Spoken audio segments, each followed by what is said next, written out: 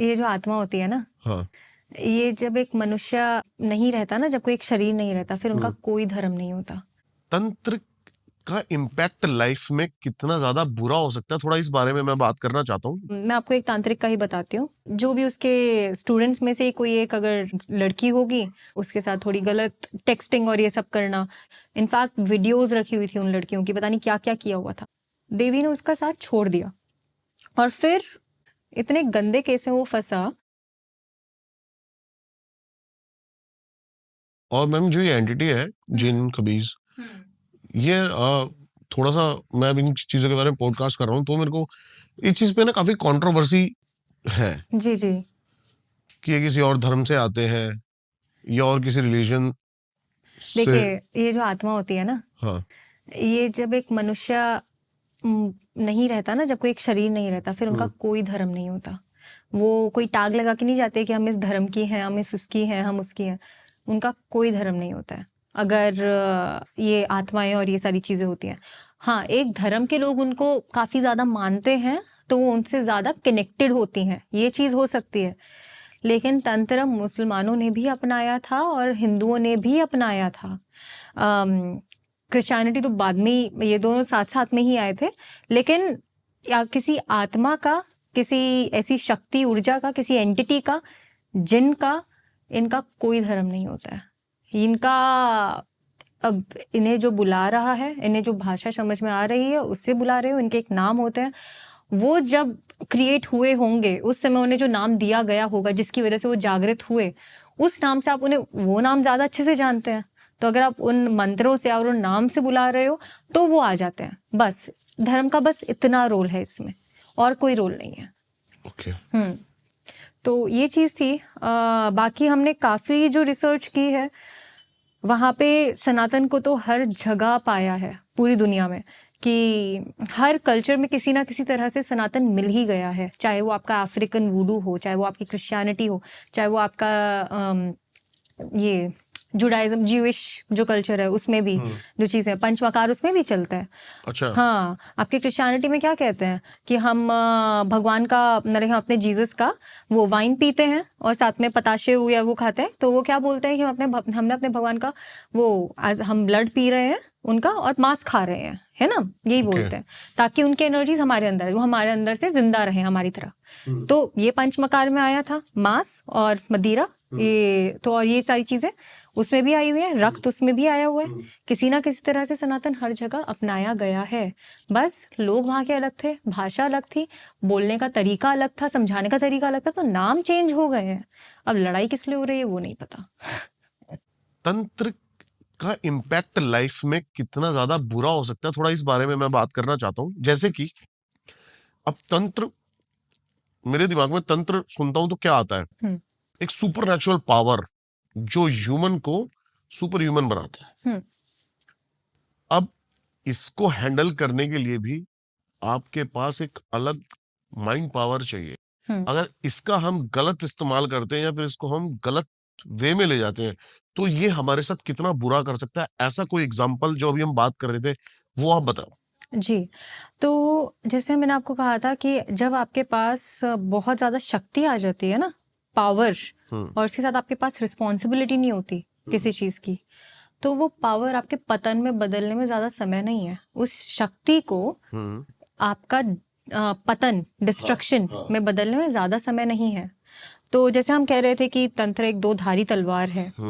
देखिए, साइंस है ना, साइंस में आपका जो केमिकल्स और ये सारी इन चीज़ों के बारे में आपको पता चल गया है कि इस चीज़ से ये मेडिसिन बन सकती है, इस चीज़ से ये बन सकता है।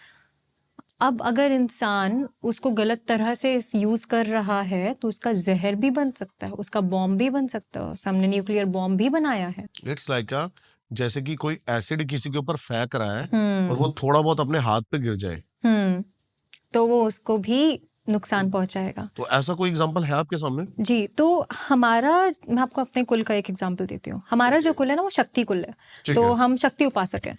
तो यहाँ पे जो स्त्री होती है उनकी काफी ज्यादा रिस्पेक्ट की जाती है, क्योंकि उन्हें देवी माना जाता है। ओके। हाँ, तो इस जगह पे अगर आप स्त्री की रिस्पेक्ट नहीं करोगे, इस मार्ग में, शक्ति मार्ग में स्पेशली, हम्म, वैष्णव में इन सब में थोड़ा इतना नहीं होता है, क्योंकि वो आपका मतलब वहाँ पे मैस्कुलिन थोड़ा ज्यादा आ जाता है आपका। ठीक है। हाँ, लेकिन शक्ति मार्ग में रहकर अगर आप स्त्रियों की रिस्पेक्ट नहीं कर रहे हो तो आपके साथ बहुत कुछ बुरा हो सकता है।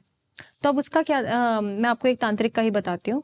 तो वो कहता है कि मैं तो यंगेस्ट तांत्रिक हूँ इन द वर्ल्ड, अपने आप ही वो होता है ना, सेल्फ प्रोक्लेम्ड कुछ हो जाता है, मैं तो ये हूँ, मैं वो हूँ, यंगेस्ट था भी नहीं तो और मुझे इतनी सिद्धियां हैं, मैंने ये कर लिया है, मैंने वो कर लिया है, और फिर अपने नीचे इतने बच्चों को, मतलब मेरे इतने स्टूडेंट्स हैं, मैं जो बोलूँगा वो करेंगे। तो अब क्या था, वो उनका थोड़ा बहुत ना फ़ायदा भी उठाने लग गया था कि जो भी उसके स्टूडेंट्स में से कोई एक, अगर कोई एक लड़की होगी, उससे बातें बातें करना, उसके साथ थोड़ी गलत टेक्सटिंग और ये सब करना, ये सब करने लग जाएगा। और जब मन भर जाएगा फिर बस कुछ ना कुछ गालियाँ वाले सुना के फिर डरा डरू के कि मैं तुम्हारे ऊपर ये कर दूंगा, मैं वो कर दूंगा, डरा के वो कर देगा, भगा देगा। अब उसने बहुतों के साथ ये कर दिया था, मतलब सीमा ही नहीं थी। इनफैक्ट वीडियोस रखी हुई थी उन लड़कियों की, पता नहीं क्या क्या किया हुआ था। अच्छा। जी, प्रॉब्लम ये है ना कि आप जब फंस जाते हो ऐसे, कि मतलब आप जब अपने अहंकार में हो जाते हो कि आपका तो कोई कुछ बिगाड़ सकता ही नहीं है, तब ना देवी खुद आती है आपको बताने के लिए कि तुम्हारा कोई बहुत कुछ बिगड़ सकता है। अहम ब्रह्मास्मि। हाँ तो तुम्हारा बहुत कुछ बिगड़ सकता है बच्चे, तुम अभी बहुत छोटे हो, ठीक है, तो किसी ना किसी तरह से उसका पतन होगा। तो क्या हुआ कि उसके ना फॉलोइंग बहुत ज़्यादा बढ़ रही थी ऐसे धीरे धीरे धीरे धीरे, लेकिन वो गलत भी बहुत कुछ कर रहा था। अब बहुत सारी, सिर्फ लड़कियों के साथ नहीं, सबके साथ ही ऐसे, मतलब कहीं पे फ्रॉड कर दिया, फिर बोल दिया मैं तुम्हारे ऊपर ये कर दूंगा, मैं वो कर दूंगा, थ्रेट करने लग गया था। तो लोग डरते थे उससे, उसके अंदर भी जो थे वो भी डरते थे उससे। तो उसके बाद क्या हुआ, ये मार्च में ही किसी ऐसे केस में वो ऐसा इतना बुरा फंसा जहां पे शायद उसे लगता था कि उसके ऊपर कोई केस हो नहीं सकता। अगर देवी का साथ होता ना, कोई केस नहीं हो सकता था। देवी ने उसका साथ छोड़ दिया और फिर उसके ऊपर इतने गंदे केस में वो फंसा कि for rape cases and other things, उसमें वो अभी तक जेल में है। और अब रेप किया नहीं किया वो कुछ नहीं पता है, लेकिन वो जेल में गया। उसके बाद उसने पता नहीं जजेस को वो करके कहते हमारे कॉन्टैक्ट, उसके पेरेंट्स के कहते हमारे कॉन्टैक्ट्स हैं, ये है वो है करके, और फिर उसने अपने गुरु को भी बोला। अब एक गुरु को ना बहुत ध्यान रखना होता है कि वो अपने बच्चे को कहाँ, मतलब जो उनके नीचे जो शिष्य हैं, कहाँ पे उन्हें उनका साथ छोड़ना चाहिए और कहाँ तक उन्हें पकड़ना चाहिए। ओके। तो ऐसे ही जो वहाँ उनके जो गुरु थे ना, वो ऐसे थे कि मैं अपने किसी बच्चे का हाथ नहीं छोड़ूंगा। उनका लगाव बहुत ज़्यादा था, चाहे वो गलत भी कर रहा है। तो उन्होंने उनकी साधना की उसको छुड़वाने के लिए, और उसी के ही एक दिन बाद वो जेल से छूट गया। इवन दो कि उसके अगेंस्ट सारी चीज़ें हैं, लेकिन वो छूट गया। लेकिन माँ को ये चीज़ पसंद नहीं आई, जो देवी थी। उन्होंने माँ बगलामुखी की साधना की है। माँ बगलामुखी कोर्ट केसेस के लिए बेस्ट होती है, वो अच्छे से अच्छा छुड़वा देती है। अब वो काम तो हुआ कि उसे तो छुड़वा दिया जेल से, बेल मिल गई उसे। उसी के ही अगले दिन उनकी एक शिष्य थी, उनके अंदर बहुत, मतलब उनका ये था कि उनका कुछ अराउंड 5 से 10 करोड़ का जो काम था कहीं पे, उनका कहीं जो आश्रम था, वो सब टूट गया, छूट गया। एक कुछ होता ना, एक रीजन मिलना चाहिए। तो एक था जो उनका कोलकाता में सारा का कुछ सब कुछ संभाल रहे थे, वो सब तहस नहस हो गया एक ही दिन में। एक दिन जिस दिन उन्होंने पूजा की, उसी के अगले दिन उनको कुछ पता चला, कुछ भी हुआ, वो बहुत ही ज़्यादा गुस्सा हो गई। जो कोलकाता वाला संभाल रही थी, उन्होंने सब दूर नष्ट करके, उनका जहाँ से ये इतना स्ट्रेंथ थी उनकी, वो ख़त्म हो गई। तो उससे उन्हें समझ में आया कि माँ उनसे गुस्सा हुई हैं, ये उन्हें समझ में आ गया था। और माँ ने उन्हें खुद आके बोला था कि तुम उस शिष्यों का हाथ पकड़ रहे हो जिसको अब मैं सज़ा देना चाहती हूँ, और तुम उसको बचा रहे हो, तो मैं तुम्हारे साथ नहीं होंगी। तब जाके उन्होंने उनसे क्षमा मांगी। फिर गुरु, उनकी तो अलग रिलेशनशिप है। अब 2 दिन पहले वो छुड़ा था, 1 हफ्ते 2 हफ्ते तक वो घर पे रहा होगा मुश्किल से। उसके बाद किसी और केस में कोई और, किसी ने कहीं से, पता नहीं कि किसने किया, उसने उन्हें अंदर कर दिया। फिर वो दोबारा बाहर आने की कोशिश करता है, कोई और केस कर देता है, वो उसमें अंदर चला जाता है। तो वो बाहर निकल नहीं पा रहा है क्योंकि देवी उसे निकलने ही नहीं दे रही है कि ये किसी तरह से बाहर निकले, क्योंकि ये बाहर जाएगा तो दोबारा अपनी शक्तियों का गलत इस्तेमाल करेगा।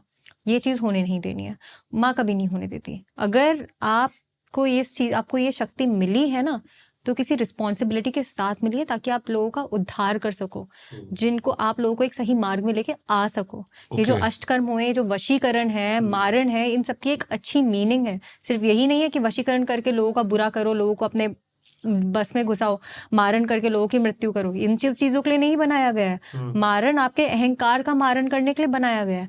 वशीकरण ताकि आपकी देवी, जो आपकी इष्ट देवी है, वो आपको अपना खुद का बच्चा माने, उसके लिए बनाया गया था। सम्मोहन किसी लड़की या किसी लड़के को अपने आप से सम्मोहित करने के लिए नहीं बनाया गया था। जब आप साधना कर रहे हो, ताकि आप सम्मोहित हो जाओ उस साधना, उस देवता से, ताकि आपके आसपास जो भी डिस्ट्रैक्शंस हो रही है ना, उससे आप उनको सबको हटा सको और अपनी साधना में ध्यान दे सको, उस मंत्र में ध्यान दे सको। चाहे आपके आसपास दुनिया तहस नहस क्यों ना हो जाए, उसके लिए सम्मोहन बनाया गया है।